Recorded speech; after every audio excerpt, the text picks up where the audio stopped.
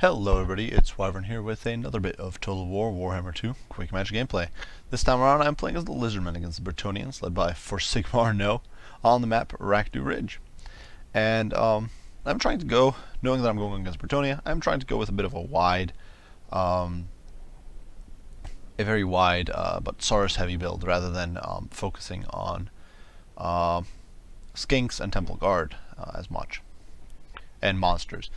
So for my lord, of course, I am bringing Grokgar, and I think this is basically, for lack of a better term, industry standard. Now, unlike recently, I've been seeing a lot fewer people running Hand of Gods on him. I think it's still a pretty decent option to bring, just because it lets you snipe at enemy lords a little bit better, that sort of stuff, and push enemy lords, especially if they don't have sustain, and I think it's very good for that.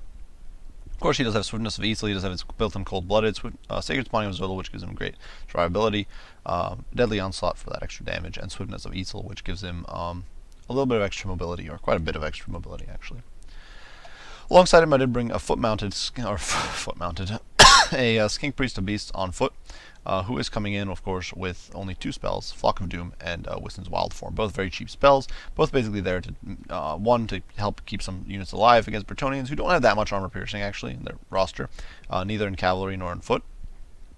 And Flock of Doom to tear through the squishy Brettonian units that are on foot, like Men-at-Arms, Battle Pilgrims, actually, and Peasant Archers.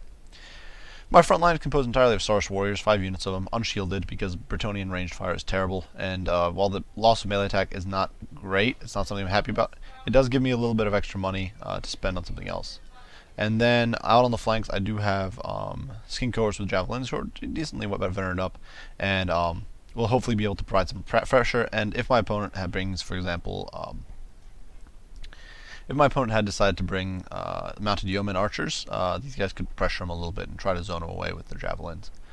Behind that, there are 2 units of Temple Guard. The Temple Guard are simply there to deal with enemy large units, of which Brettonian has a lot, and then also to help the front line breach through enemy lines if needed. If my opponent, say, brought a very elite infantry army, these guys could potentially still help push through foot squires and battle pilgrims very effectively.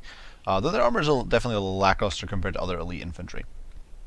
Then out on the flanks, we do have 2 units of Cold One Speed Riders. These guys don't rampage like, for example, the Dark Elf Cold One Knights, but their armor is not amazing. Most of their stats are honestly not very amazing, but they do have bonus against large and armor piercing, which is the main reason to bring them.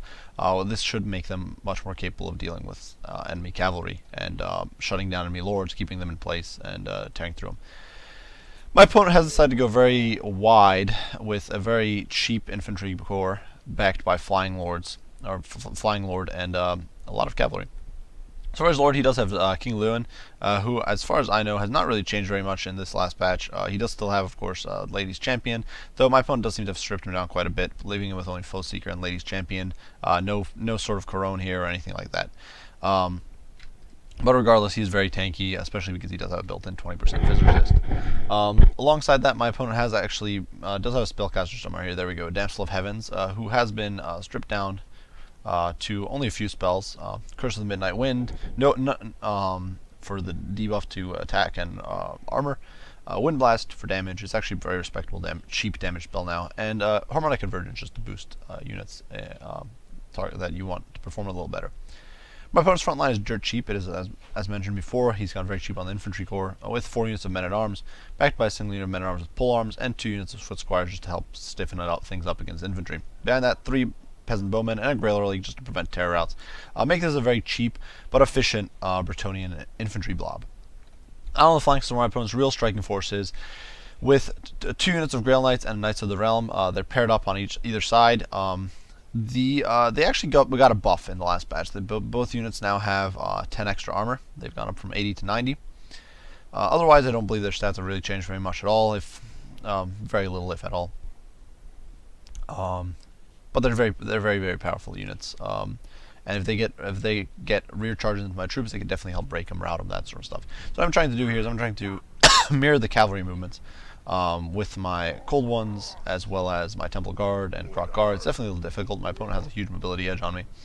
And but I'm trying to get my Saurus Warriors into position safely and then start launching charges into my opponent's infantry blob. Unfortunately, Lewin is over here, and Krokgar's on the wrong end of things because I mispositioned him, trying to set up to intercept Grail Knights. The result is that the Saurus Warriors get dive bombed by Lewin, are taking a bunch of fire from the arrows, and are getting trapped out in the open, where they're actually going to take a huge amount of hurt. Anytime my opponent does actually charges Knights of the Realm directly into the Temple Guards, which is a terrible move. I'm not entirely sure what my opponent was thinking there. You can see the Temple Guard are absolutely tearing through them, and they're actually getting support, some fire support from the Skink cohort with javelins. We're peppering them down. These guys are losing a huge amount of HP. Fortunately, my Saurus Warriors over here are getting absolutely butchered, but you can see the men-at-arms are having a very bad time of it against the Saurus Warriors in turn. Krokgar over here is pursuing. You can see over here Lewin does think he's going to be clever, but instead he gets surrounded by Cold One Riders and Temple Guard and is taking a huge beating. But unfortunately, the Saurus Warriors are definitely kind of falling apart, and you can see my Skinks are pushing around, trying to get out on the flank, and hopefully start peppering away with javelins a little bit. Krokgar, in the meantime, is still pursuing this cavalry, and he's not really able to catch him. Definitely a bit of a mistake on my part, and I finally realized it and pulled him back to deal with these men-at-arms. Another mistake I'm making here is that I'm overloading this point over here with Saurus Warriors, which is completely unnecessary. I definitely should have try to push these units through the center here and into the back line. But the rampaging Saurus Warriors actually do manage to push through the men-at-arms, which says something about how bad men-at-arms are. And the Cold One Riders over here are pursuing King Lewin, just trying to shut him down. But my opponent is now shifting his Grail Knights to intercept. Now I do launch a charge here with the Cold One Spear Riders into the Grail Knights, which is a very bad trade. The Cold One Spear Riders are much weaker than Grail Knights, and as you can see, they're getting torn to shreds in a matter of seconds, and shortly they're going to rout off. They get surrounded by Knights of the Realm to add insult to injury, and that's really a problem. King Lewin, in the meantime, is actually still around kicking, slugging it out with these Cold One Spear Riders pretty effectively. You can see now Temple Guard is here, and they'll be able to get into these Grail Knights and start tearing through them rather efficiently, especially with the help of these Kings who are constantly following them around. The front line is going generally in my favor. The Saurus Warriors, of course, especially buffed by Wisdom's Wild Form, are doing a lot of damage. You can see my opponent is casting some debuffs here and there. Over here, Krokgar is still rampaging around, causing terror, causing disruption, making life difficult for my opponent. The Saurus Warriors, of course, can dish out a lot of hurt, and even against dedicated anti-infantry units like Foot Squires, they will still perform very well. Krokgar, in the meantime, is just rampaging around, unstoppable.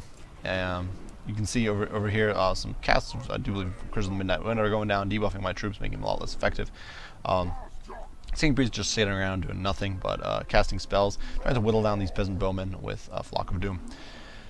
Over here, I'm still trying to shut down King Lewin, but my opponent's superior mobility is helping him a lot here, and he's simply able to rampage around with his Knights of the Realm, Grail Knights combo, and escape and slaughter my 2 units of Cold One Spear Riders almost to a man. In the meantime, though, these Foot Squires are probably taking a lot of friendly fire from the inaccurate archers, and actually get terror-routed by Krokgar, who now plows into the men-at-arms and polearms, simply trying to bounce around with Krokgar and do as much damage as I possibly can. The Saurus Warriors and the Temple Guard have collapsed on this formation over here, and are tearing through both the Grail Relic as well as the men-at-arms and polearms. Unfortunately, you can see this block over here in the meantime is getting surrounded by cavalry. And definitely getting pincered. Of course, Saurus Warriors do hit very hard, so these guys with their not amazing armor, they're definitely well above average, but not amazing armor, are actually going to take a decent beating. And you can see the Cold One Knights or Cold One Spear Riders are not coming in, backed by Skinks and backed by Temple Guard. I actually have casted a bit of a cold heal, I do believe, on these Cold Ones, which has brought up their HP a little bit. You can see the Knights of the Realm are actually and the Grail Knights are actually getting torn up pretty badly by the Cold One Knights because they're focused on the Saurus Warriors. Over here, in the meantime, the Saurus Warriors are getting torn apart, as are the Temple Guard, who are being debuffed pretty significantly. But Krokgar is in the back dealing with these annoying peasant bowmen. Now he does try to save these Saurus Warriors over here, coming in to help against the Damsels of the Heavens as well as the Knights of the Realm. You can see over here the Foot Squires are getting focused down by the Skinks with their javelins, and I'm actually going to commit some Cold Ones into them with the help of the Fear effect from the Cold One Knights. They're going to be able to rout them pretty easily. In the meantime, you can see the Temple Guard are still running around. These guys are at full HP, which definitely means they're going to be a brutal opponent for my opponent to try to fight. You can see Lewin is actually sitting up in the air. My opponent is being very clever here, just avoiding committing Lewin, trying to bring Lewin in when the time is right, because otherwise Lewin, especially with Krokgar's current state of HP, would probably get killed. Krokgar has a much larger HP pool than Lewin does, baseline, and could definitely tear through him very efficiently. Over here, the Grail Relic is actually still around kicking. It does have a built-in 20% Fizz resist, and you can see over here I do cast a Cold Blooded on the Skink Cohort because the Skink Cohort got hit by a Wind Blast, which did a lot of damage to him. This heals them up a decent amount. They're able to hopefully rout off all this infantry, which is what I'm trying to do. Unfortunately, Croc is wandering away, trying to rout off enemy infantry and enemy cavalry. He's one of my last fast units alive. And you can see these Sarge warriors are still rampaging. And my opponent, sensing an opportunity here, does make a charge against Croc, trying to surround him. Of course, these Knights of the Realm will immediately rout, but Croc will not be able to disengage fast enough, and he's going to get caught by a mix of Grail Knights and then Lewin. And of course, the Grail Knights with their immense charge bonus are just going to tear through Croc very, very easily. I do pop Sacred Spine of Zodal as a desperate last-ditch effort to save him, but it fails. In the meantime, though, my opponent's rest of my opponent's army is getting torn up. You can see these men-at-arms are routing, and right as Croc goes down, tumbling to the ground here dead, my opponent's army does shatter. So definitely a bit of a tight end there, Pyrrhic victory, and definitely a bit of a rough match. So the game, I definitely think that was a the game was rough, and it was largely rough for me, and it was largely a problem of my own making. Actually, I think I had a very solid force for countering what my opponent had brought to the field, because I did have two very powerful anti-large units. I had two decent large anti-large units to just slow him down. I had Croc in there. I should have been able to control my opponent much better, but as you saw in that game, my micro was simply not on point. I was constantly leaving my Cold One Riders. My units kept getting isolated, chasing enemy troops. Of course, Cold One Riders are not as fast as Knights, as the Brettonian Knights. What I should have done is just pushed into my opponent's line with my Saurus Warriors, had Croc right there so that he could jump on Lewin when he tried to slow those Saurus Warriors down, had the Skinks applying pressure, Temple Guard just sitting in the back with the Cold One Knights ready to pounce on any cavalry if they tried to interfere. Instead, what I did was I ended up with two fights going on, one between my front line and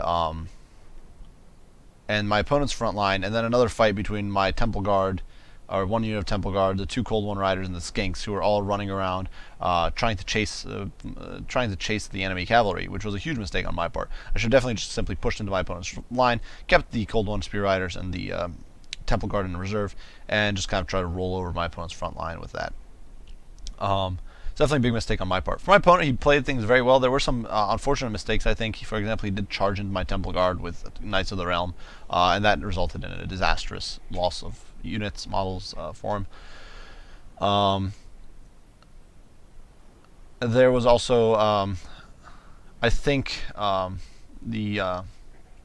was really the only major mistake my opponent actually made. Now that thinking back on it, otherwise my opponent definitely had a bit of a light front line. King Lewin, I think, got a little bogged down, or stayed a little down on the ground for a little too long when he dived down to stop my infantry blob, and that nearly ended up with him getting caught and murdered on the ground. That could have definitely changed things a decent amount. Otherwise, I think my opponent definitely played a pretty solid game as far as I saw, and it was definitely a lot of fun. The Grail Knights definitely performed a pretty brutal job. Did a pretty brutal job against most of my units. That was actually another thing my opponent, I think, could have done a little better on, was trying to switch between formations. It's definitely a little difficult to keep track when you're trying to micro all over the place, like in this situation.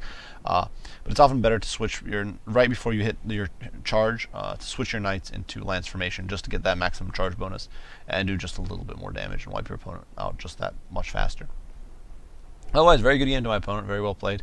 I definitely need to work on my micro and my keeping everything together and united, rather than just suicidally getting picked apart.